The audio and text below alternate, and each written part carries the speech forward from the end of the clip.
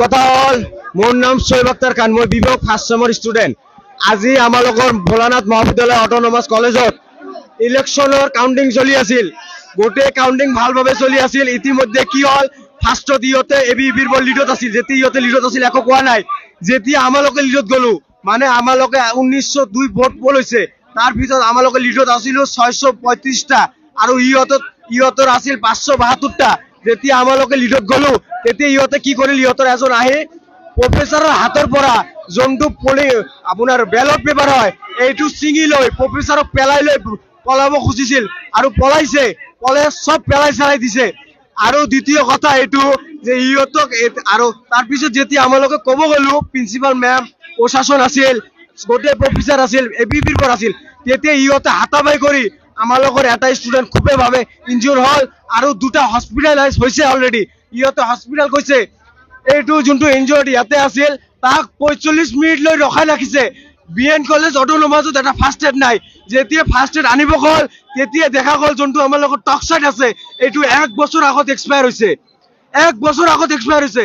4 বছৰৰ পৰা ইলেকশ্যন দিয়া নাই কলেজত। ভোলানাথ মহাবিদ্যালয় 4 বছৰৰ পৰা ফাণ্ড লৈছে। আমালোকৰ ফাণ্ডবোৰ ক'ত গৈছে, এইটো RTI হ'ব লাগে। আৰু আজি কাউণ্টিঙত ABVP এনেকুৱাকৈ কিয় ছিঙিলে, এইটোৰ আমালোকৰ ন্যায় লাগে, মানে লাগে। কালি যেতিয়া ভোট হৈছিল, ইহঁতে আজিৰ পৰা না, কালিৰ পৰাই, কালি যেতিয়া ভোট হৈছিল ইহঁতে কি কৰিছে, 10টা বুথ হয়, 10টা বুথৰ পৰা 9টা বুথ 1 ঘণ্টা আগত লৈ আহিছে। মানে 3টাত শেষ হৈছে, 3টাৰ পিছতে আনিছে। কিন্তু এটা বুথৰি দুটা ABVPৰ এজেণ্ট আছিল, আমালোকৰ এজেণ্টবোৰ ওলাই দিছে। দুটা ABVPৰ এজেণ্ট আৰু এটা প্ৰফেচাৰ আছিল। 1 ঘণ্টা পিছত লৈ আহিছে এইটো বুথ। ক'ৰ পৰা লৈ আহিছে, 1 ঘণ্টা পিছত লৈ আহিছে। আৰু তাৰ পিছত তাতে আমালোকে যেতিয়া কাউণ্ট কৰিলো, তাতে আমালোকৰ যোনটো এজেণ্ট আছিল, তাতে তাৰ কাউণ্টিং আছিল 162। অকল আমাৰ নহয়, যোনটো UDSF আছিল, আমালোকৰ দুটা পাৰ্টিতো ভিতৰত কোৱা নচলে, বাহিৰত পাৰ্টি চাপৰ্ট যোনটো হয়, UDSF আৰু NSUৰ একে 262 আৰু ABVPৰ যোনটো এইটো 206 আৰু পলিঙো 206। 50টা ভোটৰ হেৰাফেৰা 1 ঘণ্টাৰ ভিতৰত কৰিছে। এতিয়া আপোনালোকে আকৌ ৰি-ইলেকশ্যন হ'ব, নহ'লে আমালোকক জয়যুক্ত কৰি দিব লাগিব বাই চিলেক্টিং। মোৰ নাম শোয়েব আক্তাৰ খান। মই জেনেৰেল ছেক্ৰেটাৰী পোষ্টৰ পৰা থিয় হৈছিলোঁ NSUৰ পৰা। আমি চাইছোঁ যে যোৱাকালি 5 তাৰিখ আছিলে, যোৱাকালি ভোলানাথ মহাবিদ্যালয় ছাত্ৰ একতা সভাৰ নিৰ্বাচন শান্তিপূৰ্ণভাৱে মানে আৰম্ভ হৈছিলে। ঠিক আছে, দুপৰীয়াৰ ভাগৰ পৰা যেতিয়া চালে ভোট পলিং হৈ আছে আৰু ABVPৰ ফালেও মানে আমাৰ যেতিয়া স্থিতি মানে যোৱাকালিৰ পৰা যেতিয়া ভোট পল বেছি হৈ আছে, ইহঁতে সেইটো লৈ যেতিয়া ভয় খাই গ'লে। ভয় খাই কি কৰিলে, 12:30টাৰ পৰা ইহঁতে গুণ্ডাগিৰি ষ্টাৰ্ট কৰিলে। এক মাৰপিটৰ এক অস্থিৰ পৰিৱেশ ইয়াত কলেজৰ সন্মুখত ষ্টাৰ্ট কৰিলে। তাৰপিছত কি কৰিলে, যোৱাকালি আমি জনামতে কলেজৰ কেম্পাছৰ ভিতৰতো NSUৰ যিবিলাক গুণ্ডা আছিলে, সেইবিলাক মিলিয়ে বহুত টিচাৰক থ্ৰেট কৰি আছে যে আৰু বহুত কিবা কিবি কৰি আছে।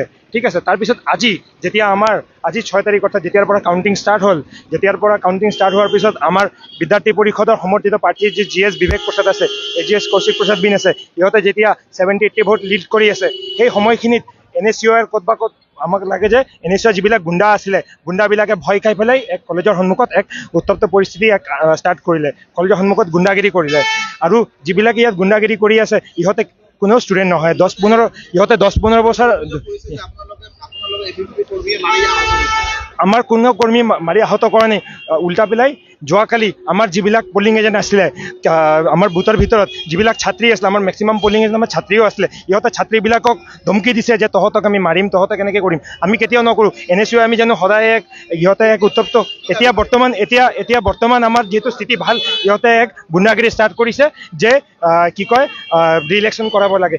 যি GS কেণ্ডিডেটে শিক্ষকক গৈ বা অলপ আগতে গৈ পিটিছে, মানে পিটিব ধমকি দিছে, সেই তেনেকুৱা ছাত্ৰ ছাত্ৰীৰ পৰা, তেনেকুৱা ল'ৰাৰ পৰা আমাৰ কলেজে কি আশা কৰিব।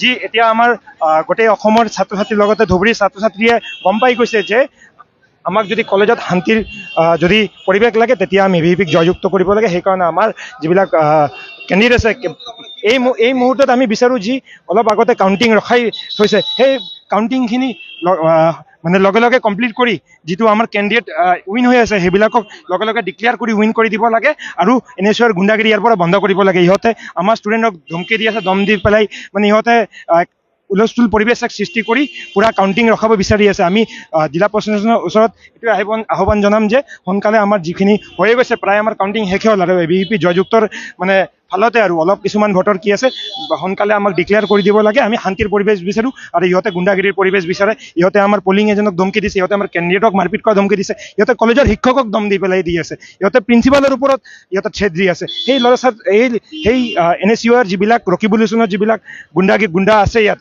মই ৰকিবুল হুছেইনৰ গুণ্ডা বুলিয়ে কৈছোঁ, ৰকিবুল হুছেইনৰ যি গুণ্ডাবিলাক আছে সেইবিলাকৰ পৰা আৰু কলেজে কি ভাল আশা কৰিব?